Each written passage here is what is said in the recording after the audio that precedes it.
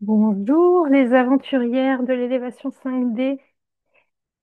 Alors aujourd'hui, pour cette nouvelle semaine, j'avais envie de parler d'une des choses les plus importantes dans le chemin d'élévation, dans le chemin d'expansion personnelle.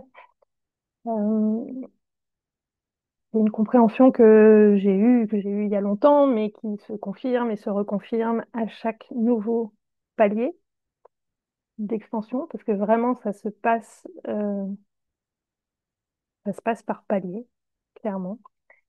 J'ai déjà utilisé la métaphore du jeu vidéo, mais c'est exactement ça. C'est que arriver à un certain palier,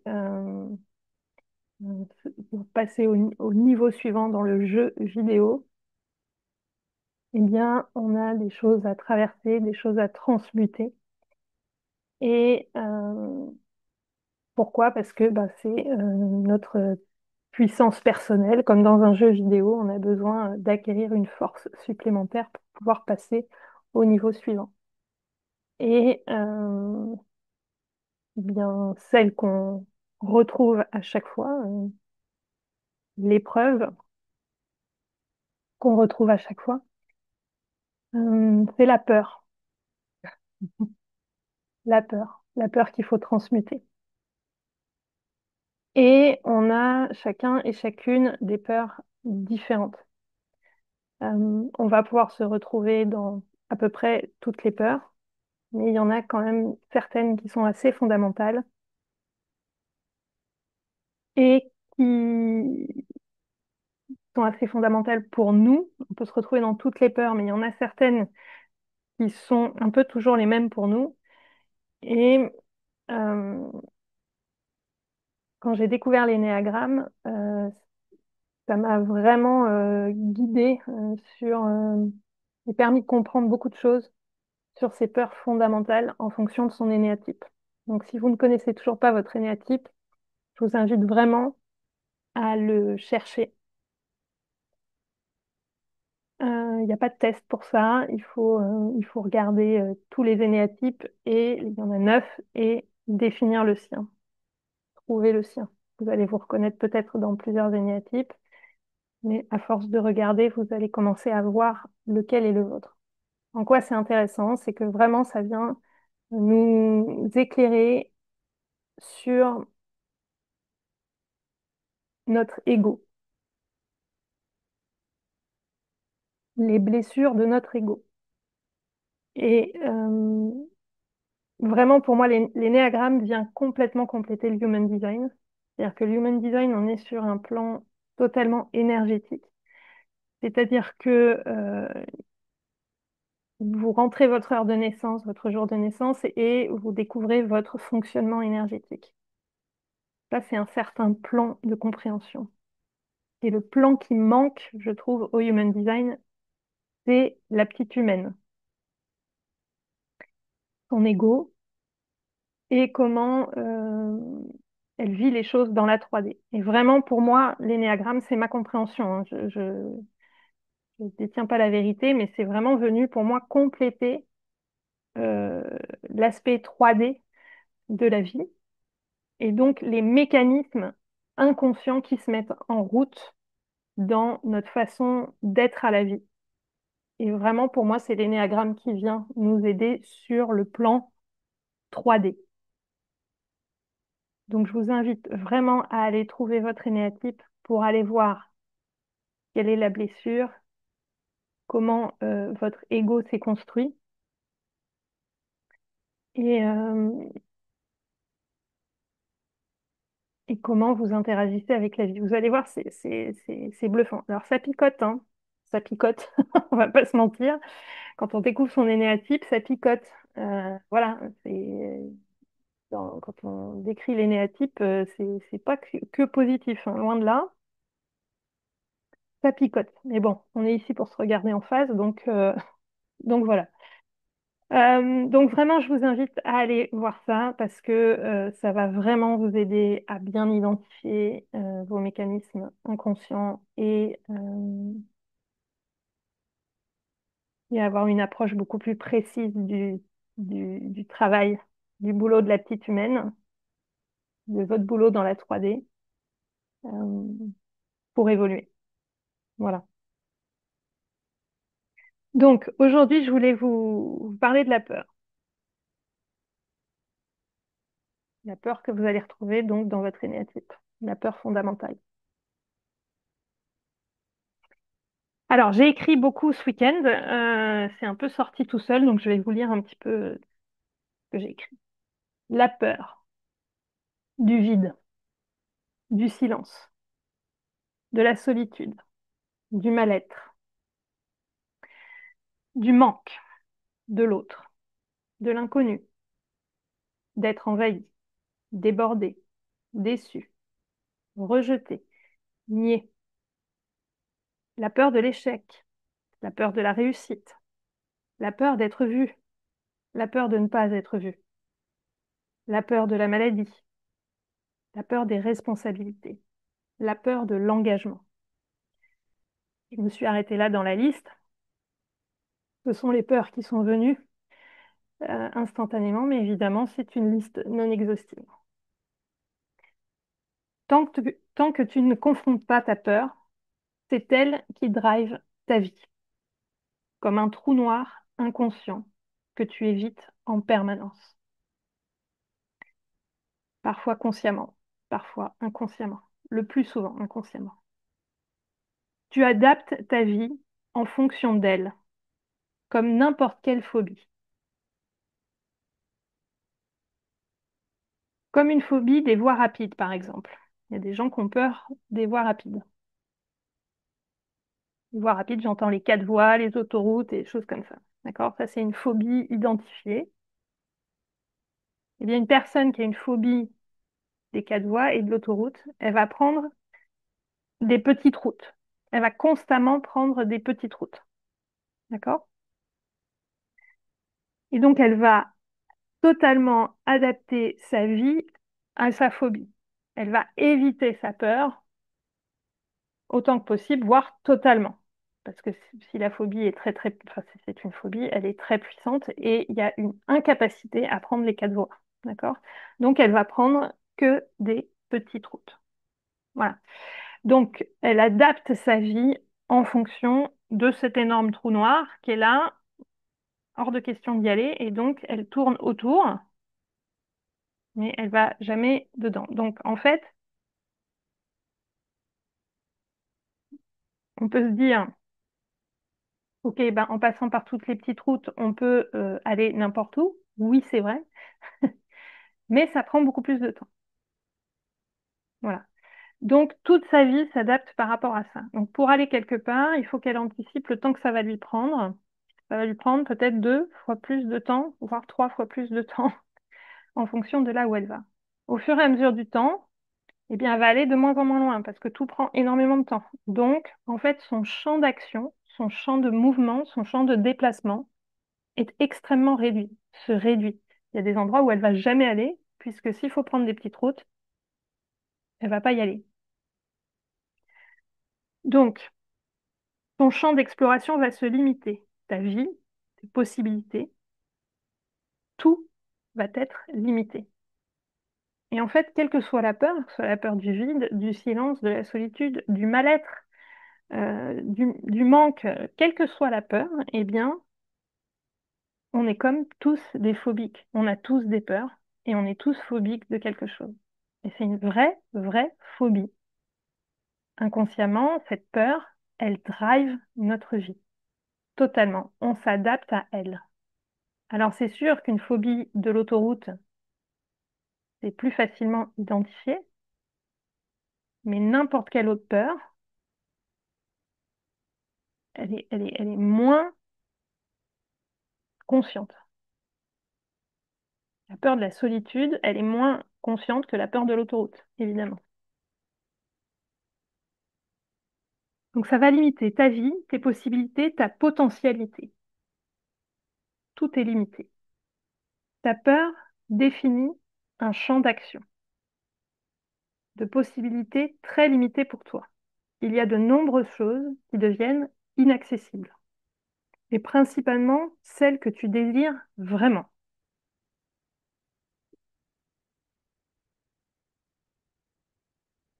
Je répète, il y a de nombreuses choses qui deviennent inaccessibles et principalement celles que tu désires vraiment.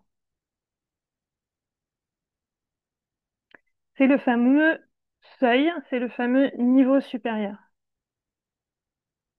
C'est le moment de la stagnation. C'est-à-dire, là, je veux, je veux, je veux. On dit je veux, je veux, je veux. Je veux ci, je veux plus de ça. Je veux, je veux, je veux, je veux. Je veux réaliser ci, je veux réaliser ça. Mais j'y arrive pas. Ce truc que tu désires vraiment et auquel tu n'arrives pas à accéder, c'est à cause de cette peur-là. Tu ne peux pas aller vivre ça, obtenir ça, passer à ce niveau supérieur tant que cette peur est toujours là. C'est celle-là que tu dois transcender, c'est celle-là que tu dois transmuter pour pouvoir accéder à ce que tu désires vraiment. C'est cette peur-là qui t'en empêche.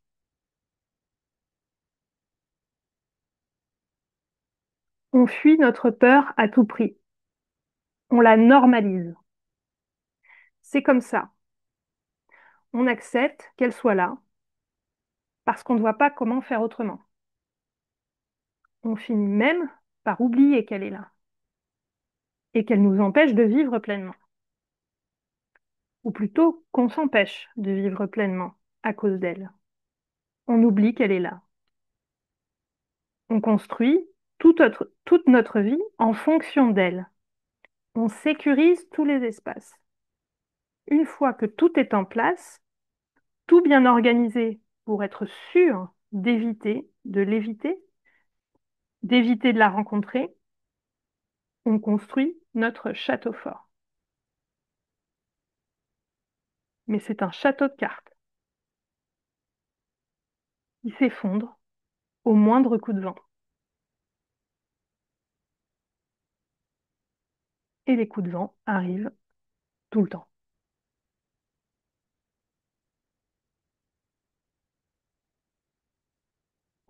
Par exemple, j'ai peur de la solitude.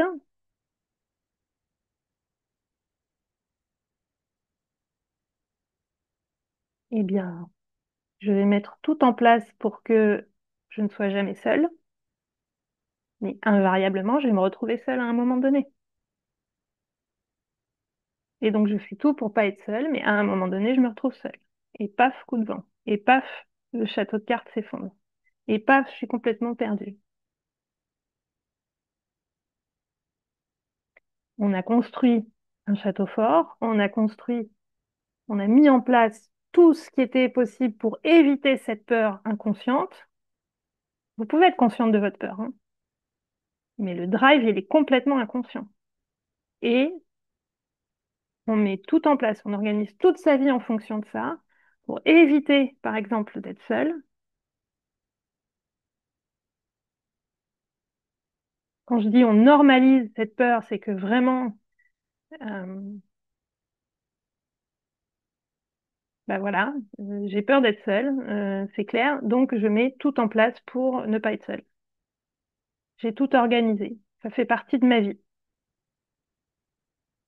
À aucun moment, je me suis dit qu'il fallait que je dépasse cette peur. Cette peur, elle est tellement fondamentale, elle est tellement là depuis longtemps, depuis toujours, que c'est normal qu'elle fasse partie de ma vie. C'est normal d'avoir peur d'être seule. C'est tellement normal que j'ai l'impression que c'est le cas de tout le monde, d'avoir la même peur que moi. Bah oui, c'est nul d'être seul. Alors que c'est faux, évidemment que c'est faux. Il y a des gens qui n'ont pas peur d'être seuls. Moi, j'ai pas peur d'être seule. J'adore être seule. J'aime un peu trop être seule. Et donc vraiment,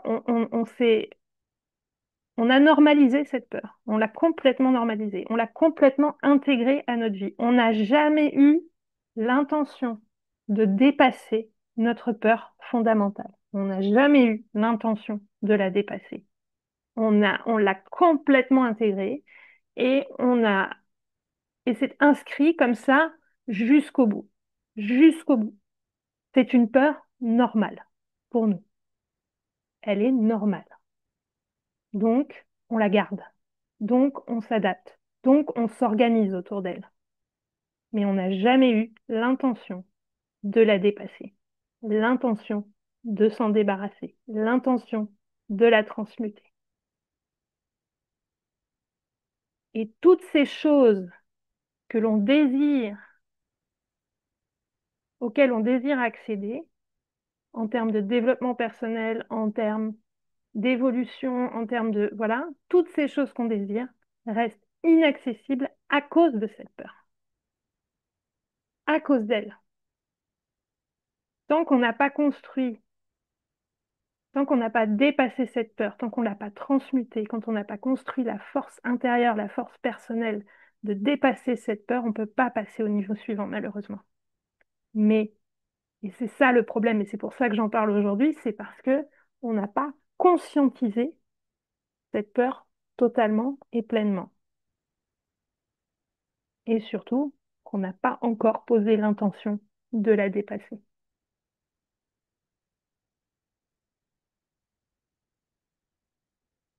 Donc là, je ne sais pas si ça vous parle. Je pense que oui.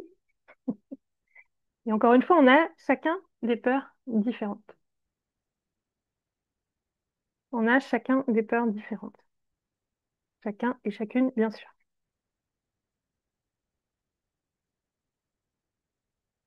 Et je me demande si vous avez identifié cette peur fondamentale chez vous. Laquelle c'est?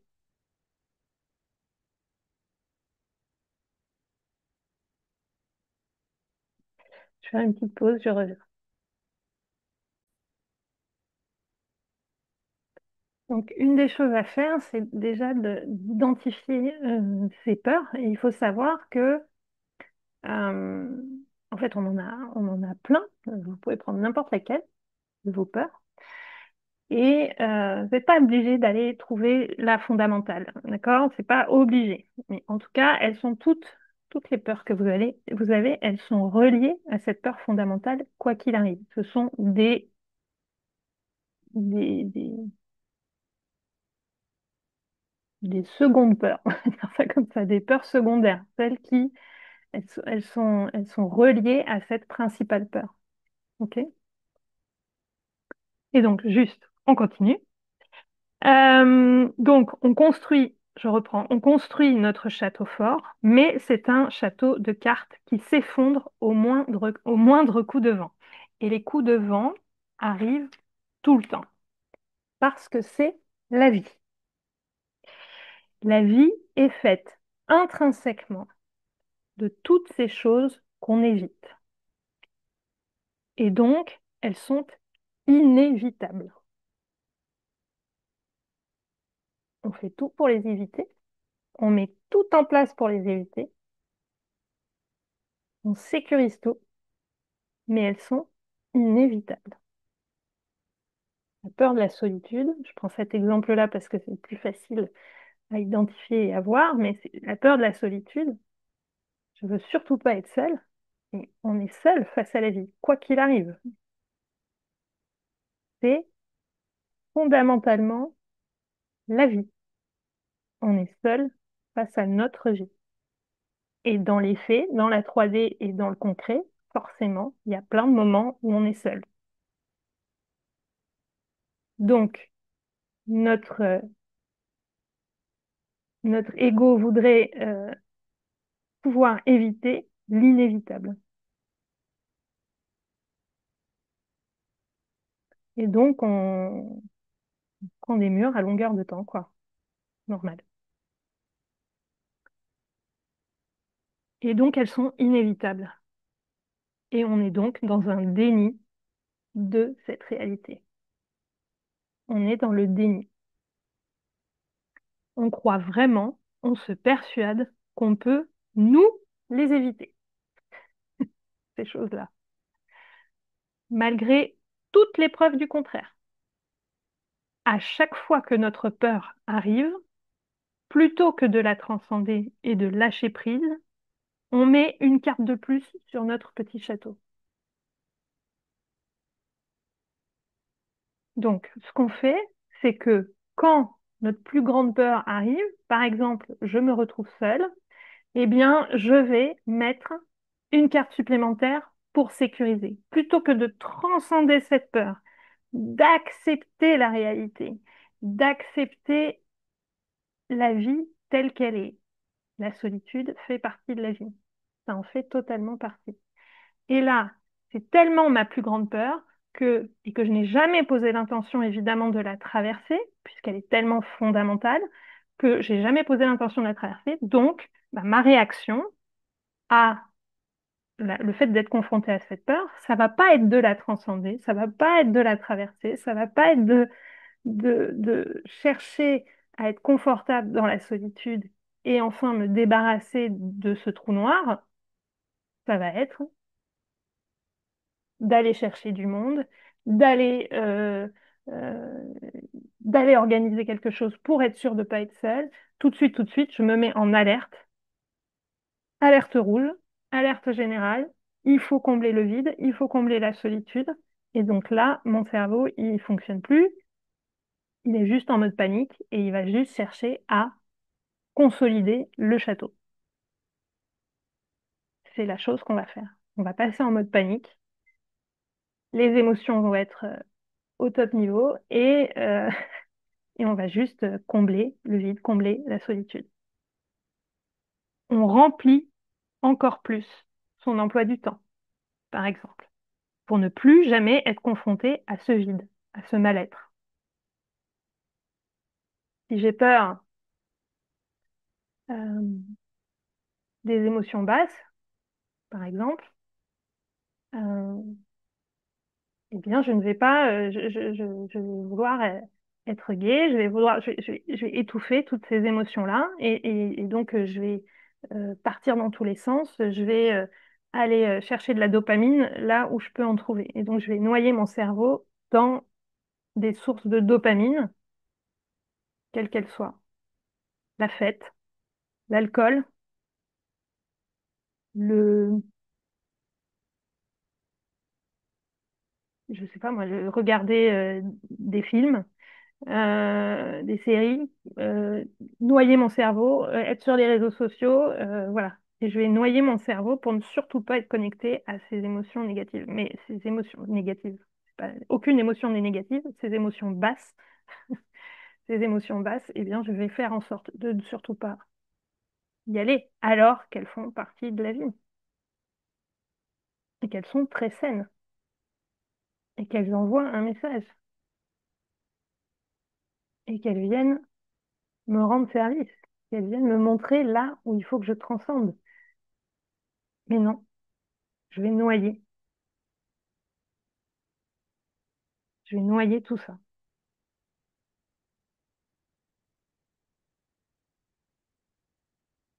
Donc on remplit encore plus, on ajoute, on trouve une nouvelle personne, par exemple, à laquelle s'accrocher comme un radeau pour ne plus jamais être seul,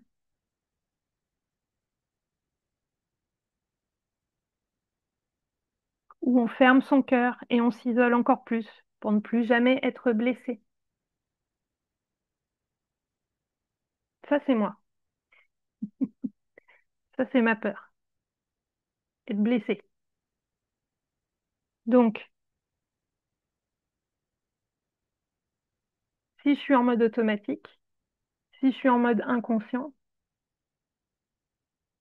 si je n'avais pas posé l'intention de traverser cette peur-là, eh bien, je n'aurais pas évolué. Et j'ai posé l'intention il n'y a pas si longtemps. J'ai pris conscience de cette peur-là et j'ai posé l'intention de la traverser. Et j'ai fait un saut quantique en termes d'élévation personnelle, de construction de ma force intérieure et de ma puissance personnelle, parce que j'ai posé l'intention de traverser cette peur-là. Et ça se fait pas dans la joie et la bonne humeur. Je peux vous assurer que ça se fait pas dans la joie et la bonne humeur. C'est hyper douloureux de transmuter, de s'asseoir à l'intérieur de cette douleur, d'être blessé et de décider que non, cette fois, Je ne vais pas me fermer, je ne vais pas m'isoler jusqu'à la nuit des temps, fermer mon cœur, m'isoler parce que j'ai été blessée. Je veux changer ça. J'ai posé l'intention de le changer. Quand c'est arrivé tout de suite après, évidemment, eh bien, j'ai pris du recul, je me suis posée avec moi-même, j'ai traversé mes émotions. Je ne les ai pas projetées sur l'autre. J'ai traversé jusqu'à transmuter cette blessure. Et c'est pas fini. Je sais très bien que c'est pas fini. Que la prochaine fois que je vais me sentir blessée, eh bien, à nouveau, il va falloir que je traverse. Mais ce sera certainement beaucoup plus facile que la première fois.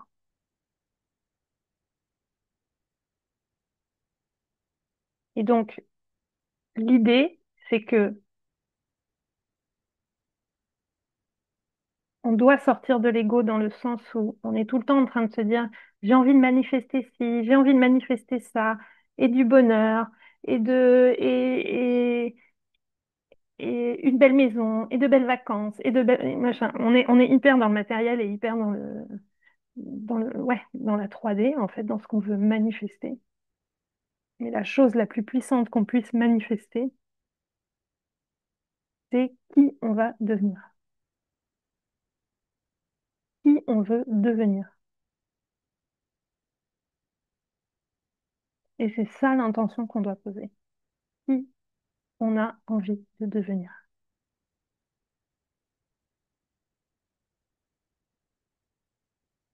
Et si je demande à l'univers, j'ai envie de devenir cette personne, j'ai envie de devenir autonome, j'ai envie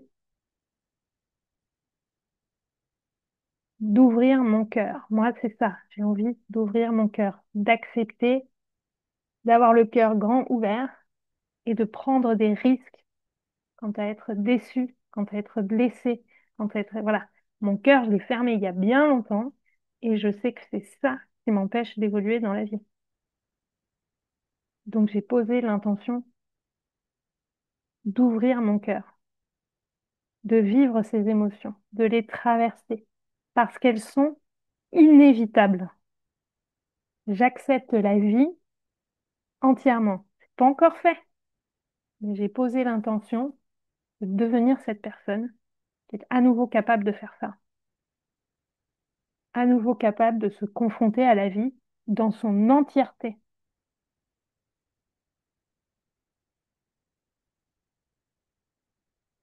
Si je refuse de me confronter à une partie de l'existence, la solitude, le vide, euh, qu'est-ce que j'ai dit? Les responsabilités, euh, l'inconnu, le mal-être, la maladie, l'engagement, l'échec, la réussite.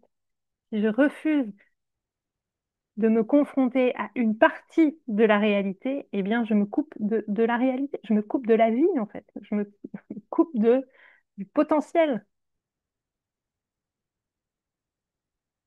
Donc, je dois poser l'intention, non pas de manifester du succès, de la réussite, de machin, de la joie, du machin, gna, gna, gna, gna. Non, je dois vouloir, je dois poser l'intention de manifester la capacité à faire, la capacité à vivre, la capacité à être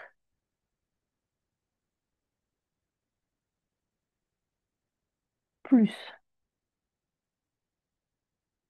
à être plus ouverte, à être plus seule, à être plus... Voilà, je dois vouloir devenir. Et quand je deviens, quand je construis cette puissance intérieure, parce qu'évidemment,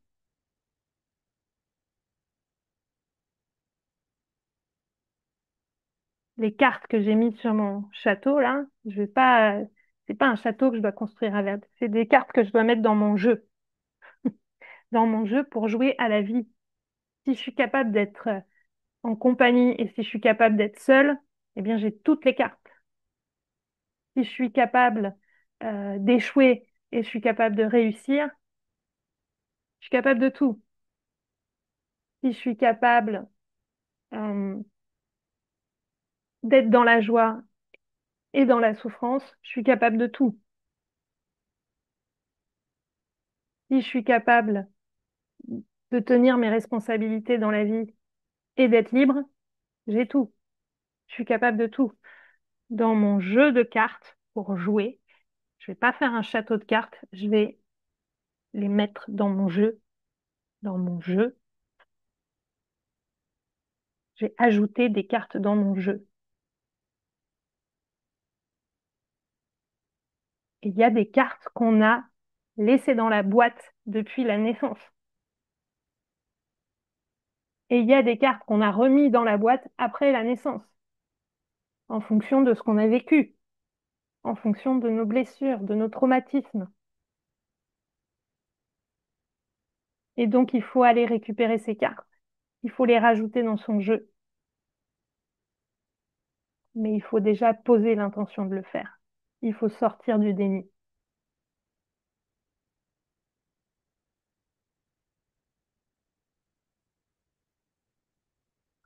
Petite pause.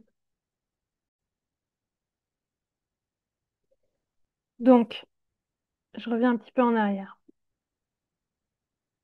Donc, je disais, quand on a, on a construit notre château et on pense que tout va bien aller, et puis invariablement, puisqu'elles sont inévitables, ces situations qu'on essaye d'éviter, eh bien, elles arrivent, et puis on rajoute une carte, on renforce notre château, voilà. Donc, je reprends l'exemple de, on trouve une nouvelle personne à laquelle s'accrocher comme à un radeau pour ne plus jamais être seul,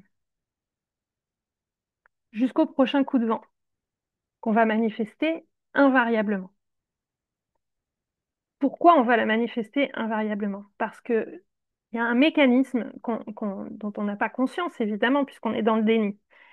Euh, il y a un mécanisme qui fait que on manifeste notre plus grande peur, on la crée, d'accord? En l'évitant, en essayant de l'éviter, on la crée, ok? L'exemple avec la solitude, par exemple, c'est j'ai une infinie peur d'être seule, peur du vide, peur d'être seule. Euh, donc, il y a une vraie dépendance affective qui est là. Donc, je vais trouver quelqu'un pour être aimé, pour ne pas être seule. Je vais m'accrocher à cette personne comme à un radeau. Moi, toute seule, là, je vais me dire, ça y est, j'ai assuré ma sécurité. Mon ego va juste se dire, ah, ça y est, j'ai trouvé quelqu'un à qui m'accrocher pour assurer ma sécurité affective, pour ne plus jamais être seule. Donc moi, je suis toute seule dans mon insécurité et dans mon monde sur ma planète insécure qui est, il faut juste que j'assure ma sécurité. Donc ça y est, pour moi, c'est bon, je m'accroche à elle, je lui donne tout, voilà, pour être aimée, voilà, et je suis dans mon petit monde. Mais ce qui se passe dans la réalité de l'autre, c'est, oulala, oulala, c'est trop. Cette dépendance, c'est trop pour moi. La personne, elle va commencer à se braquer, elle va commencer à s'éloigner, elle va commencer à mal vivre cette dépendance. Et donc, elle va finir par rejeter. Et donc, moi, je suis là et je comprends pas pourquoi la personne me rejette alors que je fais tout pour être aimée. Et donc, ce mécanisme-là, qui est là très visible et très compréhensible, de, eh bien, en évitant ma pire peur, je la crée, je la manifeste.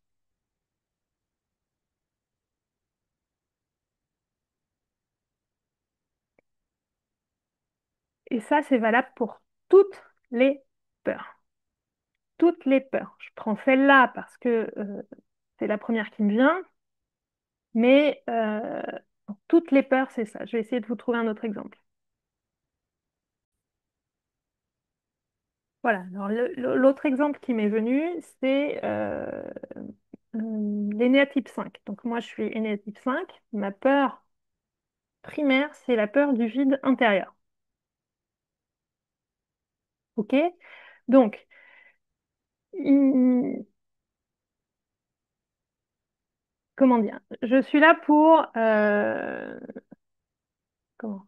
Je veux... Donc, c'est le centre mental dirigé vers l'extérieur. OK? Mon centre préféré, celui sur lequel je fonctionne à fond tout le temps, c'est le centre mental. Donc, et il est tourné vers l'extérieur. Donc, je regarde à l'extérieur et je veux comprendre tout ce qui se passe. Je veux tout comprendre. Alors, euh, par exemple, je suis dans l'human design à fond, tout ça, ça vient répondre à tellement de choses, ça c'est extraordinaire, paf, paf, paf, je commence à comprendre plein de trucs dans les interactions sociales, voilà, enfin, mon kiff ultime, ultime. Wouhou! Alors là, mon cerveau, il est extraordinaire et tout, et puis à un moment, il est extraordinaire, c'est bien. S'auto-flatter, c'est une bonne chose. Voilà. Vous voyez, la mentale pure, quoi. Mon cerveau, il est extraordinaire. Voilà un bel ego. Bon, bah, c'est bien de rire toute seule. Oh là là, c'est fou. Donc voilà, d'avoir conscience de soi comme ça, des fois ça picote, hein, ça picote. Donc oui, je ne suis qu'un cerveau sur pattes en fait. Voilà, donc tout passe par le mental, tout, voilà, le cerveau, c'est tout ce qui compte. Voilà. Et donc, je découvre le Human Design, c'est extraordinaire, je suis comme une balle, là. Ouh, c'est trop bien. Donc, surexcitation. Alors, la surexcitation, c'est pas, c'est- c'est aussi peu stable que la peur. C'est-à-dire que vraiment, euh, ça, c'est pas le pouvoir personnel, hein. La surexcitation, c'est une vibration très, très, très, très forte qui est pas du tout dans la puissance personnelle, hein. Puissance personnelle, c'est beaucoup plus calme, beaucoup plus posé, etc. Donc, alors c'est assez jouissif. Sur le plan de la dopamine, c'est assez extraordinaire et tout, mais c'est pas profond, c'est pas ancré et c'est pas puissant du tout. Donc voilà, je suis à fond là-dedans, c'est extraordinaire et tout. Puis à un moment donné, ça bloque. Ça bloque parce que je veux transmettre le human design et tout, mais il manque un truc, quoi. Il manque un truc au human design voilà, et c'est lié à l'ego et c'est vraiment lié. Enfin, je sens au travers de mon évolution personnelle que euh, un des grands, une- la méga évolution suivante euh, pour moi, c'est l'ego. C'est d'effacer l'ego. C'est mon ego qui se met en travers de tout. Et en fait, je commence à l'analyser chez moi. Je commence à le voir, je commence à le voir chez les autres, je commence à voir que, purée, mais c'est dingue en fait, tout n'est qu'une question d'ego. Et tout d'un coup, le human design est insuffisant.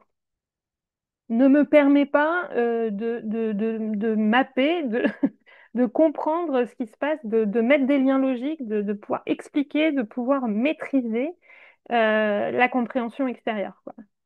Et donc là, c'est le vide. C'est le vide. Je vois, j'observe, je sens que vraiment là, je tiens une clé colossale, mais j'arrive pas à la théoriser correctement, j'arrive pas à comprendre, à maîtriser, à pouvoir expliquer très bien ce que je veux dire et le vide. Et là, mon ego, là, mon ego est en panique, je ne maîtrise pas, je ne comprends pas, je ne sais pas, au secours. Donc là, je plonge. Je vous l'ai déjà expliqué, c'est ça le fonctionnement du 5, c'est plonger dans les informations, dans la recherche. Donc je cherche, Je cherche comment expliquer, je cherche comment euh, construire une théorie solide, sur des fondations solides, qui puisse être expliquée, qui puisse couvrir tous les aspects, tous les détails, etc. Et en fait, euh, je tourne en boucle, j'essaye d'écrire, j'essaye là, et puis alors il faut rajouter ça, et puis ça, et puis ça. Bon, bref. Et tout d'un coup, au fil de mes recherches, je tombe sur l'énéagramme.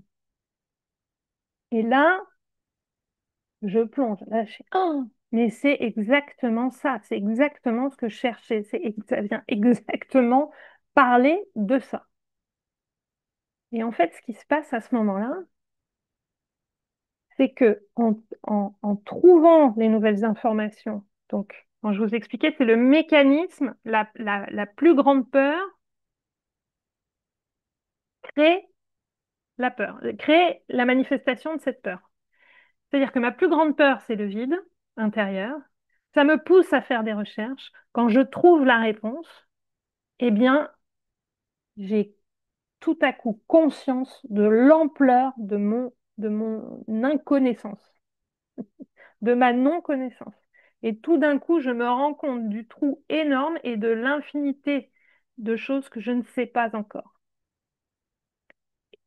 Et la peur du vide et la peur du vide intérieur arrivent de nouveau. Donc, en essayant d'éviter le vide, je vais chercher des informations et j'ai conscience et tout d'un coup, je suis confrontée à ce vide, à cette ampleur de connaissances que je n'ai pas encore. Vous voyez, c'est tordu, hein. C'est tordu, mais c'est ce qui se passe à chaque fois. C'est-à-dire que en essayant d'éviter ma peur, je la crée, je la manifeste. Donc, je renforce mon château fort, toujours et plus, jusqu'au prochain coup de vent qu'on va manifester invariablement. Le prochain mal-être, le prochain rejet, la prochaine blessure, le prochain vide intérieur, etc., etc., etc. Et la spirale infernale continue. Une fuite en avant perpétuelle. Tant que cette peur-là est là, qu'on l'admette ou non, c'est elle qui drive notre vie. On croit vraiment que c'est nous qui sommes au volant parce qu'on est proactive. On fait quelque chose, on met en place des choses en essayant d'éviter cette peur. On met en place des choses, on est proactive, on va faire plus de recherches, on va trouver de nouveaux amis, on va remplir son emploi du temps, on va euh, trouver une nouvelle activité pour éviter d'assurer nos engagements et nos responsabilités. Si j'ai la peur des responsabilités que j'ai par exemple vis-à-vis de mes enfants, si c'est quelque chose qui est trop lourd à porter pour moi, qui est trop dur, cette responsabilité-là, elle est beaucoup trop élevée, beaucoup trop forte, eh bien, je vais trouver tout un tas de moyens pour ne pas pouvoir assurer mes responsabilités. Donc, j'ai toujours l'impression d'être proactive quand j'évite ma peur. J'ai une vraie sensation d'être proactive, j'ai une vraie sensation de faire quelque chose, j'ai vraiment la sensation d'être au volant. Mais c'est pas vrai du tout. Je construis simplement mon château.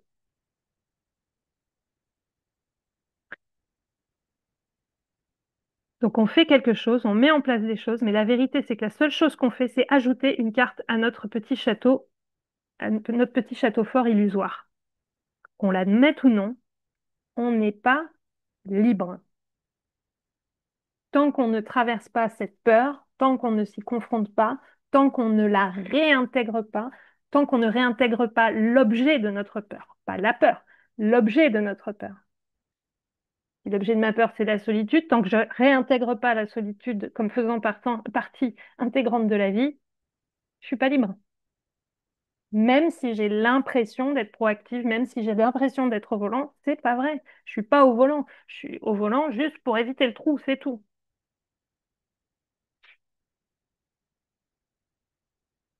Tant qu'on n'a pas accepté pleinement que la vie 3D est intrinsèquement faite de toutes ces choses qu'on évite, on n'est pas libre, on n'a pas accès à la 5D.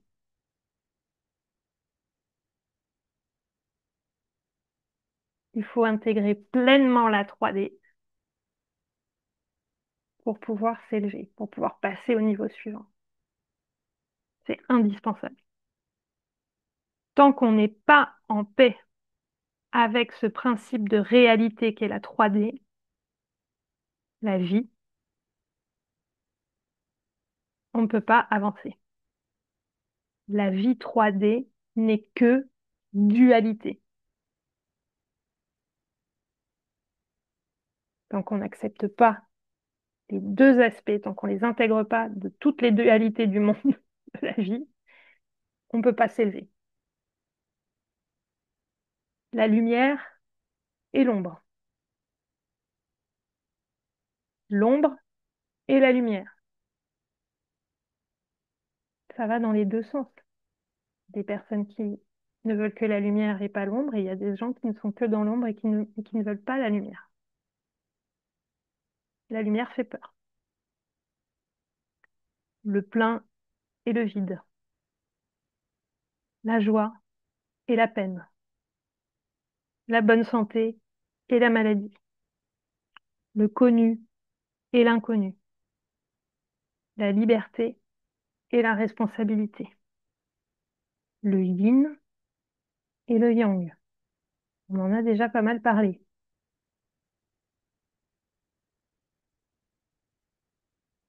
Si je suis très yin et que je refuse le yang, que j'évite le yang à tout prix, ça ne fonctionne pas. Si je suis le yang à tout prix et que je veux surtout pas le yin à tout prix, ça fonctionne pas. Et le dernier, alors il y en a plein, hein, évidemment, je vais pas vous faire toute la liste des dualités de la vie, mais la dernière, la plus touchy, on va dire, la vie et la mort. Et celle-là, on l'a tous, hein. Tant qu'on reste dans le déni de cette réalité, de la dualité 3D, on est constamment malheureux, en échec, déçu. On a constamment peur et donc on n'est pas libre. Et on est incroyablement limité. Le but, c'est d'être en paix avec cette réalité. Tant que je ne suis pas en paix avec la dualité de la vie,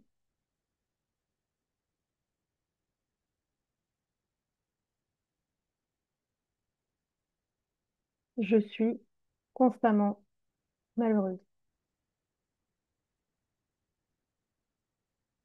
constamment en échec, constamment pas assez, constamment pas encore là où je voudrais être.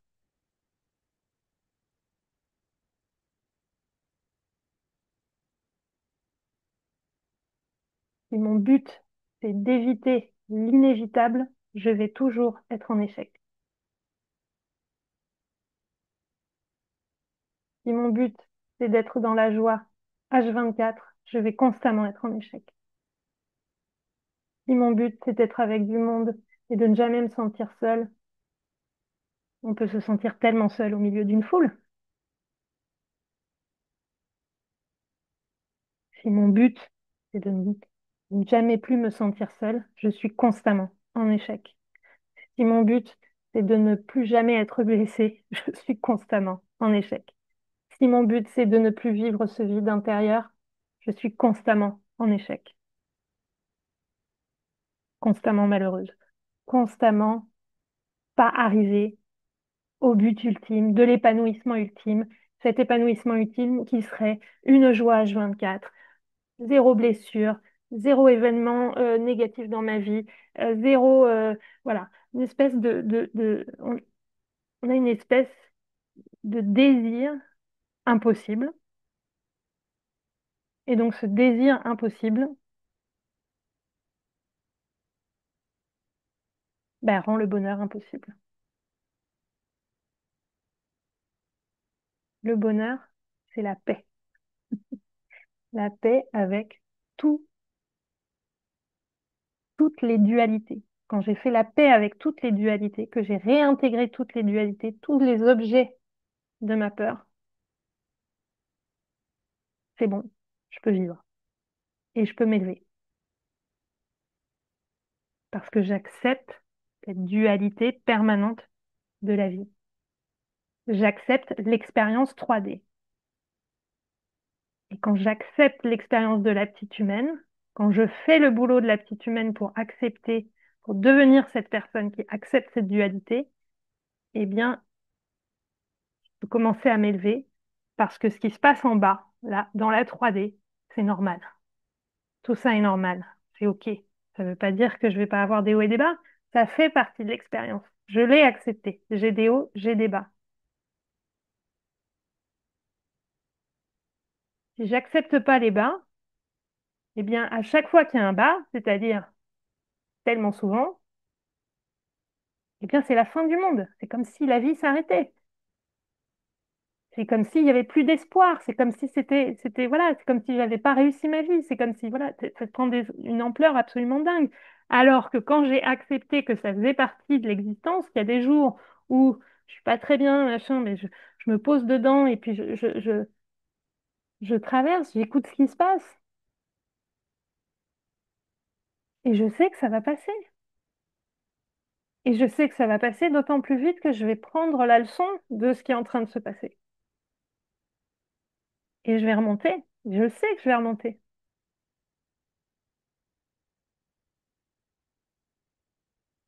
Et donc, je vis les choses très intensément, oui, mais je sais qu'à un moment donné, ça va aller mieux.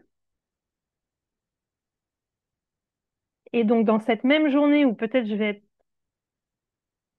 extrêmement basse énergétiquement et triste et tout ce qu'on veut, eh bien, en même temps, dans cette même journée, je peux vivre des choses extraordinaires en même temps.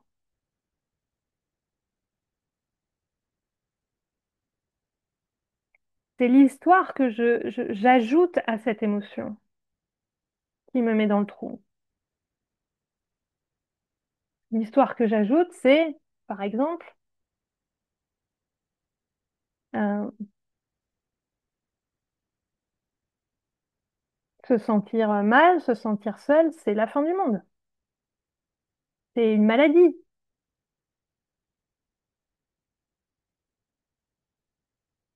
Ça, c'est l'histoire que je surajoute à l'émotion. Et c'est elle qui bloque tout.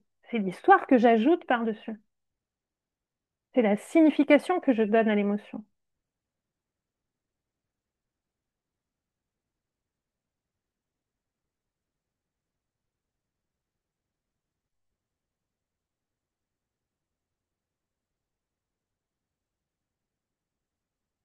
Donc j'ai écrit, le but, c'est d'être en paix avec cette réalité de la dualité, avec toutes les dualités, quelle que soit la dualité ou les dualités qu'on refuse d'admettre.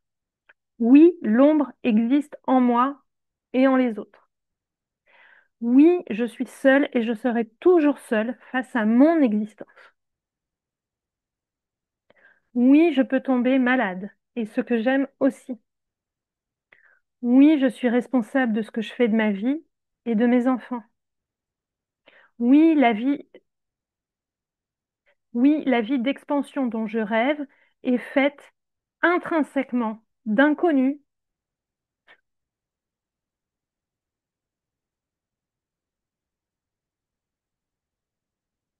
d'absence de contrôle, d'imprévisibilité et de risque. Oui, j'ai des hauts et des bas émotionnellement constamment. And last but not least, oui, je vais mourir. Et ce que j'aime aussi.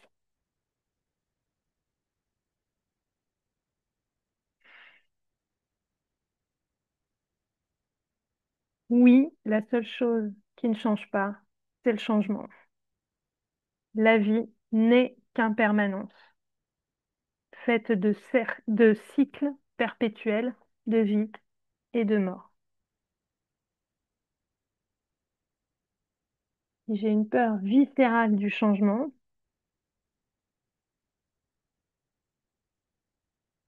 et que je l'ai normalisé, que je l'ai intégré, que je n'ai pas eu l'intention à aucun moment de transcender cette peur et d'arriver à être en paix avec cette réalité, que l'objet de ma peur est une réalité. C'est pas une vue de l'esprit que tout ce que je connais actuellement va changer. Ça va changer, c'est sûr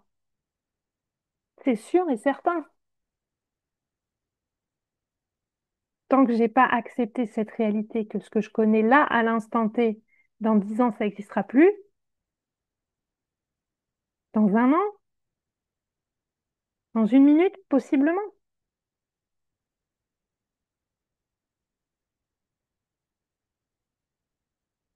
Si j'accepte pas la dimension aléatoire de la vie, bien oui, je vais avoir peur toute ma vie. Et surtout, je vais avoir peur, mais je vais vivre l'objet de ma peur constamment, puisque le changement est constant. Et que un malheur peut arriver, et que une grande joie peut arriver, et que, voilà. Et en fait, le changement, ça peut venir de plein de choses. Mais ça vient, ça, c'est sûr, tout le temps. Tant que je vis dans le déni de réalité, je suis malheureuse, forcément. Et surtout extrêmement limitée dans mon expansion.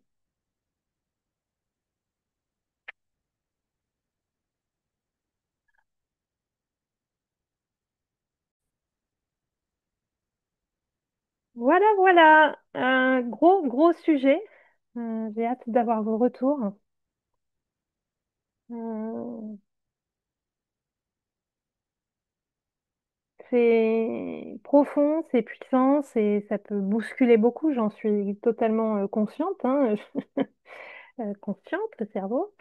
Je traverse énormément de choses tout le temps parce que j'ai posé l'intention de devenir la personne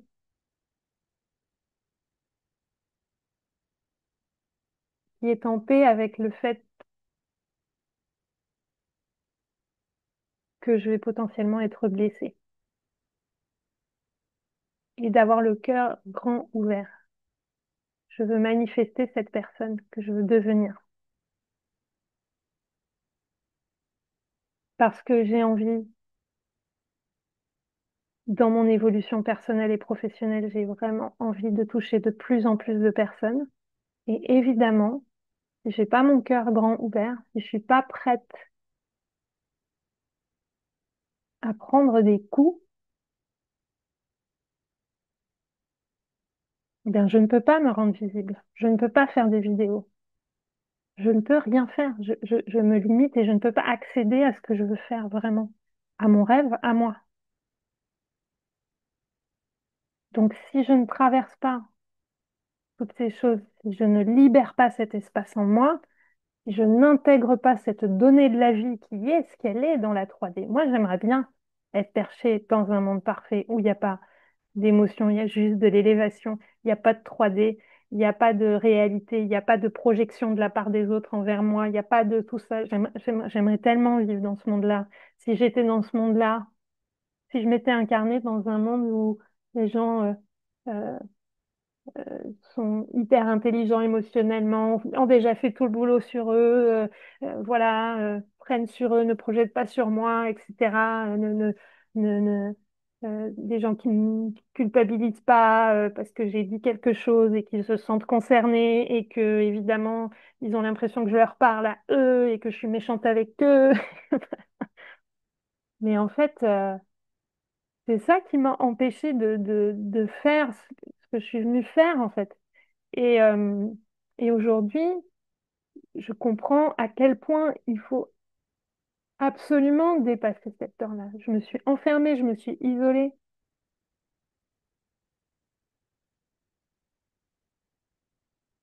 Et il faut,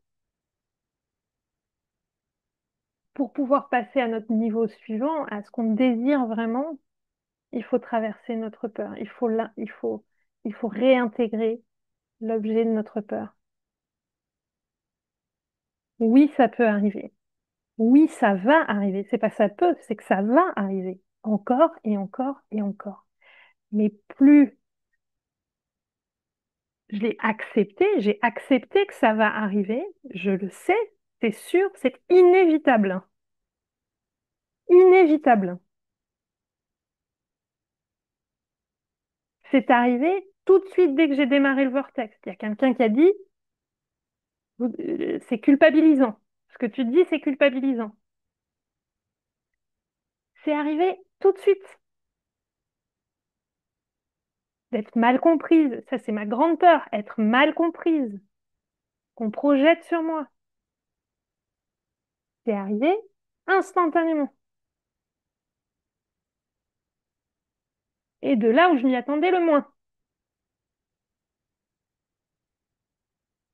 J'ai pris cher, j'ai processé, je n'ai pas projeté sur l'autre. J'ai pris mes responsabilités. Je sais que c'est ma grande blessure. Je sais que c'est mon truc à moi, que ça m'appartient. Et je me suis dit, OK, je démarre juste. Ma plus grande peur arrive. Voilà. Voilà. Et bah, ça y est, c'est là. Et c'est pas la dernière fois. C'est la première fois et ça vient me tester tout de suite. Ça vient me tester tout de suite sur ma capacité à dépasser cette peur.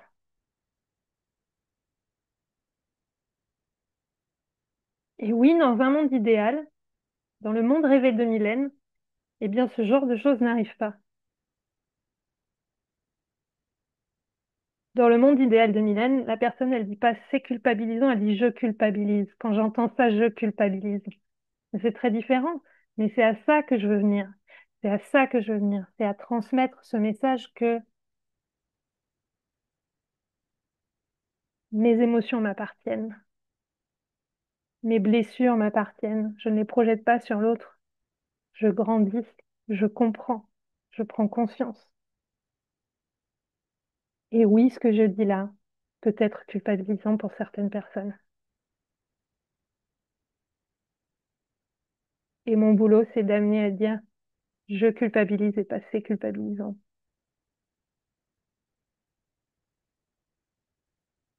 C'est tout l'objet de mon travail, en fait, ce qui s'est passé là.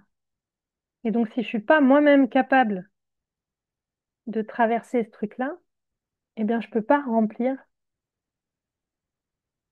ma fonction ici-bas.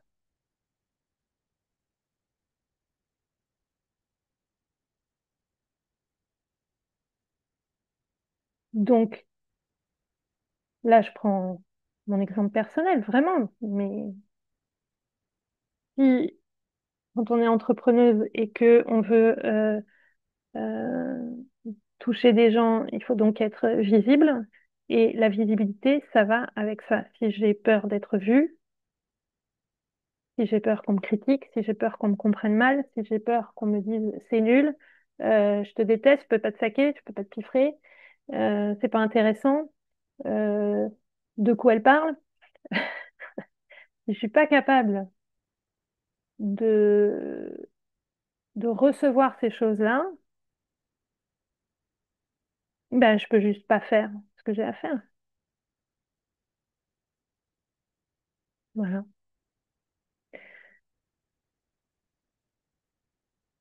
Donc ce que j'aimerais pour vous, c'est que vous puissiez poser l'intention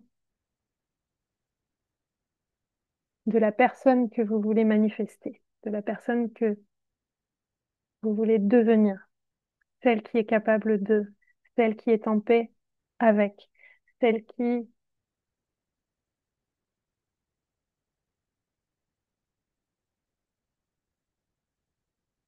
celle qui est en paix avec quoi?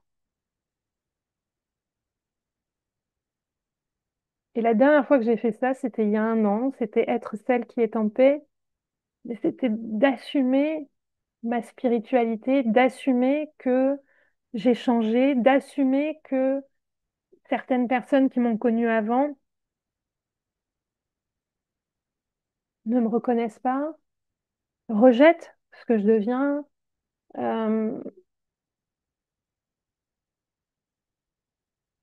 d'accepter que ça change, d'accepter de ne plus être accepté, d'accepter de suivre mon flot et de plus contrôler, et d'incarner cette personne qui suit le flot, qui suit le flot. Oui, je suis pas encore bien capable d'expliquer clairement ce qu'est le vortex, et c'est OK.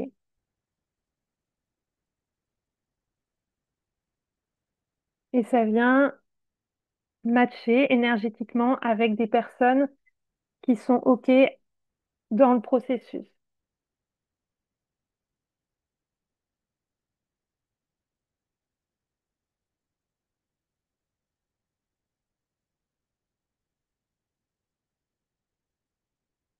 qui veulent être inspirées au quotidien,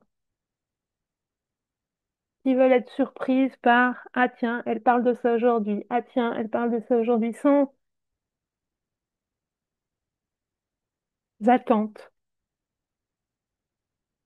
juste l'élévation, juste l'introspection, juste l'évolution, juste l'expansion.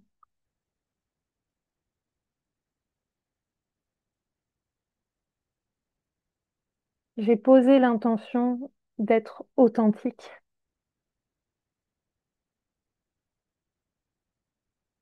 authentique, et de ne plus répondre aux attentes de tous, mais bien à ce qui émane de moi.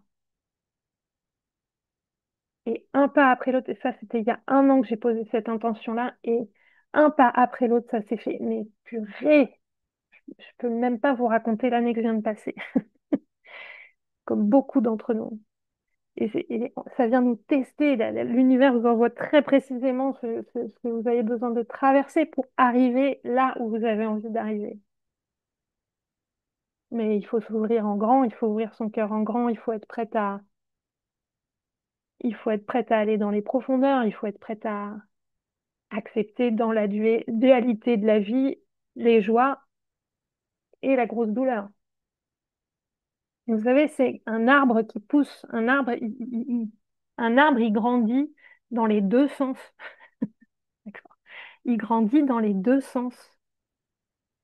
Il grandit vers le bas, il grandit vers le haut. Et d'ailleurs, la structure qui est en haut et la structure qui est en bas sont les mêmes.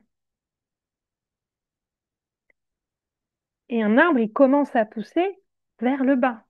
Sa première étape, c'est d'aller dans les profondeurs. Et ensuite, toc, et ensuite, toc. Plus il va vers le bas, plus il va vers le haut. Et plus je suis capable d'aller vers le bas, plus mon amplitude, elle monte. Plus je suis capable d'aller vers le haut aussi. Si je refuse d'aller vers le bas, mon amplitude vers le haut, elle ne sera pas très haute. C'est les profondeurs et la dualité qui créent l'expérience. Si je suis capable d'aller profondément vers le bas, je suis capable d'aller profondément vers le haut. Pas profondément du coup, mais j'ai pas le mot.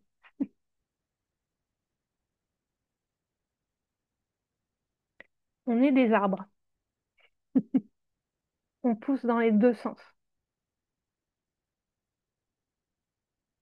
Donc dans la dualité. Et donc il faut accepter les dualités. Voilà. Bon.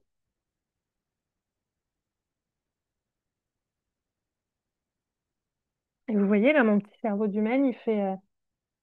il y a des gens qui vont être blessés, il y a des personnes qui vont se sentir directement concernées, il y a des propos qui vont être interprétés négativement, il y a des... Voilà. Et là, vous voyez, j'ai ma petite humaine qui fait...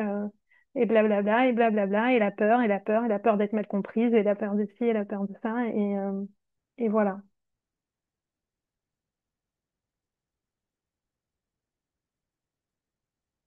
Toujours cette peur qu'on croit que mes intentions sont mauvaises,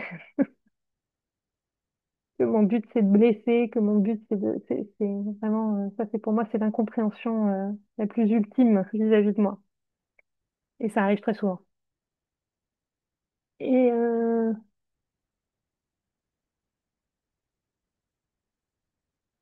je sais à quel point ça peut être compliqué.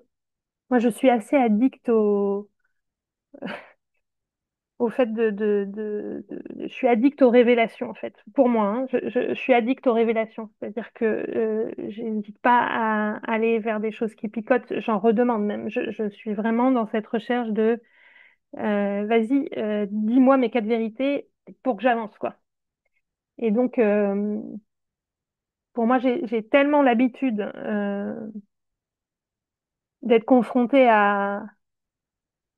et de me confronter volontairement à ce qui picote chez moi que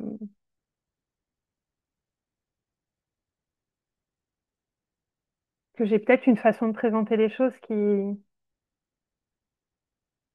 picote trop pour certains et certaines. Et je le conçois, je le comprends.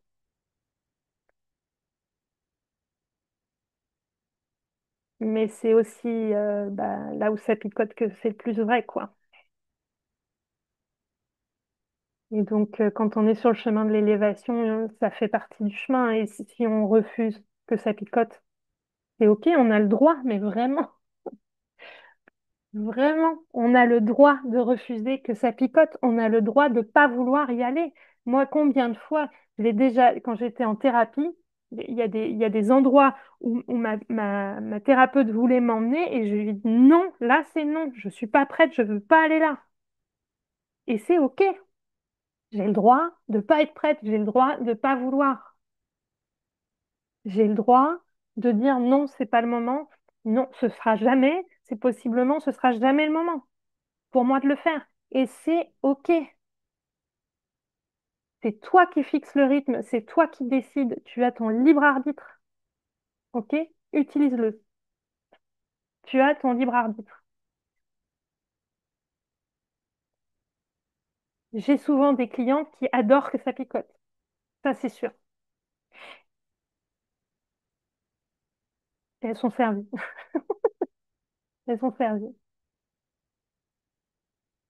Et ici, c'est un espace ouvert. On n'est pas dans l'accompagnement individuel, on est dans l'introspection individuelle. On profite euh, des expériences des autres euh, qui font miroir, qui voilà.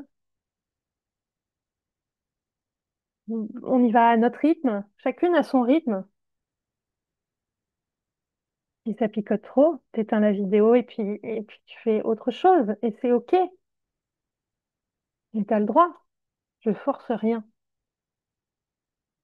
Je force rien. Je propose. Et si c'est pas le bon moment, c'est pas OK, que le vortex, ça te correspond pas, que voilà, mais c'est OK, en fait. C'est totalement OK.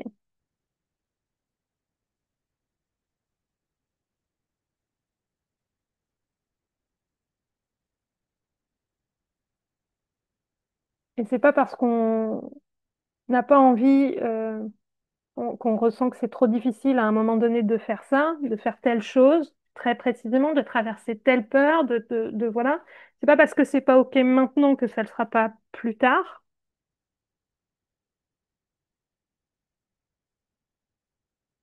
On peut juste planter une graine, toujours l'histoire de l'intention. C'est pas parce que c'est pas OK que c'est mal que ce soit pas OK. Et c'est pas parce que c'est pas OK de faire évoluer telle chose que ça m'empêche d'évoluer sur d'autres choses, que ça bloque totalement mon expansion. Mais plus vous passez des niveaux dans le jeu vidéo, d'abord plus les niveaux s'accélèrent, je vous le cache pas. Ça va de plus en plus vite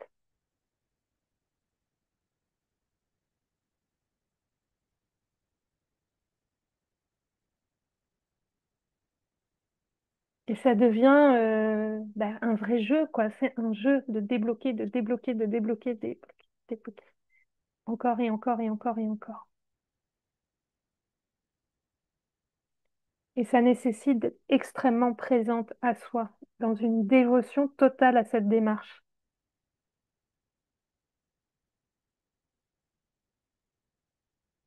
Et il y a des moments où on en a ras-le-bol. Il y a des moments où il faut faire des pauses. Il y a des moments où on se dit, OK, là c'est le repos.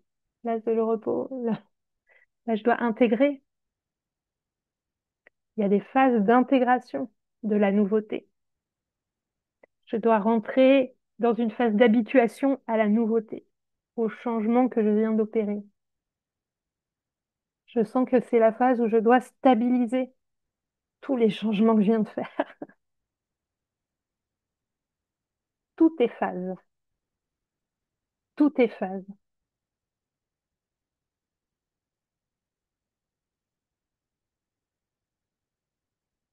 Et c'est toi qui poses le rythme. C'est ta responsabilité, c'est ton libre arbitre, c'est ta puissance personnelle, c'est ton pouvoir à toi, c'est ta liberté à toi, c'est de poser ton rythme à toi et de le respecter.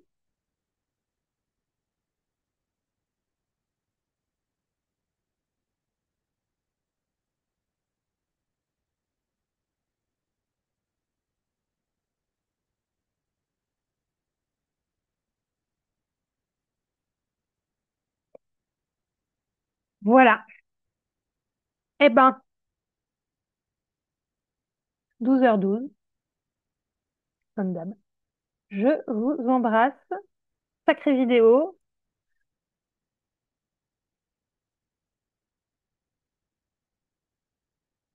Hâte de vous lire. Bisous!